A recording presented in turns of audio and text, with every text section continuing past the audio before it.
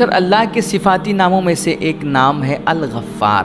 غفار کا معنی ہوتا ہے بہت زیادہ بخشنے والا۔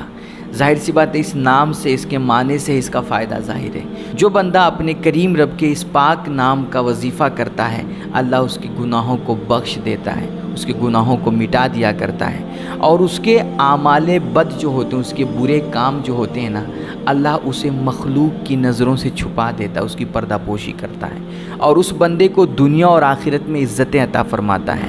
اور اسی طرح جو بندہ اس نام پاک کا وظیفہ کرتا ہے، سب سے بڑا فائدہ اس نام پاک کا، کہتے ہیں جو شخص اس نام پاک کا وظیفہ کرتا ہے، اللہ اس کا ذہن اور دماغ ٹھنڈا رکھتا ہے۔ یہ جو چڑچڑاپن اور غصے کی جو ایک بیماری چلی ہے نا، جس کو دیکھو وہ تناؤ کا شکار ہے، ڈپریشن کا شکار ہے، جس کو دیکھو بات بات پہ بالکل آگ بگولا ہو جاتا ہے اور غصہ بہت آتا ہے، کہتے ہیں وہ بندہ اس نام پاک کا ورد کرے، انشاءاللہ اس کی برکت سے اللہ اس کے اس چڑچڑے پن کو ختم کر دے گا اور اس کا دماغ ہمیشہ ٹھنڈا رہا کرے گا۔